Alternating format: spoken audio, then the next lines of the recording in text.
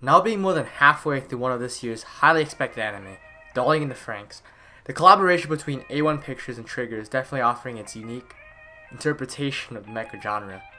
However, where I find the pull for this series isn't in the clashing mechs. In fact, seeing the struggles the pilots undergo outside their mechs is much more interesting to me than the fights themselves, partly because of how much they don't know. As it stands now, their actions, thoughts, and feelings are only starting to be their own, and not what their godlike leader, and perception of course, instilled upon them. Their objective: to protect the adults living underground, because it makes him happy. So when time comes for them to stumble in that funny, fickle thing we call life, it becomes much more of a show, since it's done from a place of isolation. These kids don't even know what kissing is, yet the position of fighting is a pretty clear callback to a certain activity. Stark contrasts like this help to sell the characters' innocence, as they all search for their own unique, deeper meanings to life. Whether it's to figure out what it means to love someone, or ponder what makes one truly human or monster, each of the characters' plights aren't completely baffling and elicit at least some sympathy from me.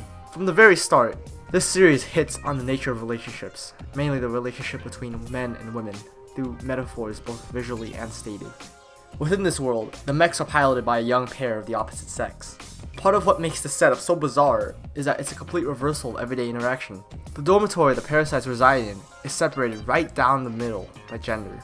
It's clear that Papa and whoever else is in charge wants to control as much of their identity as possible, right down to marking their sex on the uniforms. As a result, the distinction between guy and girl are made very clear, but they have no idea as to what that means. The actions, thoughts, and feelings of the opposite gender are a mystery that constant interaction only serves to further confuse. This confusion, which is ultimately a result of attraction, seeing how most of the parasites have displayed some level of interest amongst themselves. With this new discovery comes the flood of different emotions: passion, joy, comfort, anger, selfishness, jealousy, which comes over them all in different ways. Over time, relationships deepen, and these emotions grow ever stronger. But in all the turmoil, there's growth. It means coming to the painful reality that the person she's always admired and even loved was never truly looking at her. I don't think any reasonable person could pin the blame on Ichigo alone. Knowing that all of your attention and feelings were for naught is a difficult thing to accept, especially when that person named you, both literally and figuratively, began to define who you are, or were. Fortunately, perhaps through learning the pain of rejection, she may continue to grow beyond Hiro and start to build something that stands as uniquely her. The parasites of this main squad are special in this way, because of their ability to grow in the presence of others, which is much more than the husk of marriage that's continued in the city. According to the woman Zorome meets in episode 10, the old custom was a mere tactic of procreation and convenience, which she sees as an annoyance. Yet, nothing of the current situation seems convenient or useful at all. The two shared a home, and that's about it. The man wasn't even living with her. He was hooked in some type of machine that would feed artificial happiness that he either couldn't find or didn't want from his partner. This is what the parasites were able to grasp. It takes two humans to form a relationship that results in strength. It's not just the sum of its parts. The key is a clear sense of self that's able to comfort and, when needed, challenge your partner. By defining yourself, the integration of someone else's being becomes easier without dissolving into an unrecognizable mess. But at the very least, being as unsure as they are, the parasites know that they're human, except the 02.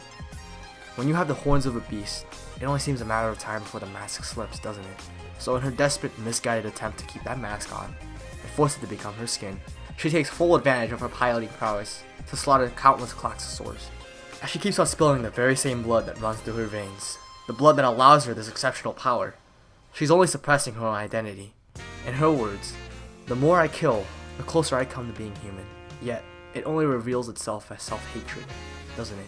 As 02 grapples with the reality of her existence, her only source of joy, her darling, could be hurt, and has been, and at the very worst killed by the monster that resides in her. Strip away that confident, battle-hungry exterior, and curl up in the shell. There is a hurt, lonely girl, tortured by a beast that she can barely control, let alone understand. Yet she finds the resolve to fight, in the hope that she may be accepted by her love, and find a little hope.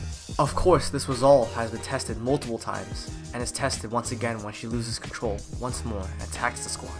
This leaves Hiro, her darling, shocked and disgusted at what she's done, and as he proclaimed that what she's done has made her a monster, the mask slips and her true form is shown to him. She can't hide it anymore, and in shame and sadness she attempts to leave to hide that form, but as upset as Hiro was with her and her present actions, he still felt bound to her. and cries at her departure, and later on charges headlong into a battle so that he can meet her. That doesn't sound consistent with the actions of a person horrified, doesn't it? With those actions, he said what he wanted to say. Regardless of how much 02 curses her own existence and loneliness, he wants to share all of it with her.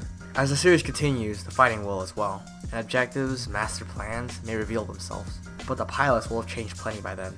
I mean, by having names, they already took the first step in walking on their own 2 feet, free of lukewarm praise. That comes from a place of rigidity, such rigidity that cut them off from others, and their true selves. Their entire lives up until now spent shuffling about on the ground, and that's all they would have ever known if they didn't realize there was much, much more. So now, even if they fall, the fact they can take to the skies with the help of another, in some ways identical to them, and in others the complete opposite, puts them much farther than the other pilots, and maybe even everyone else that lives in that city.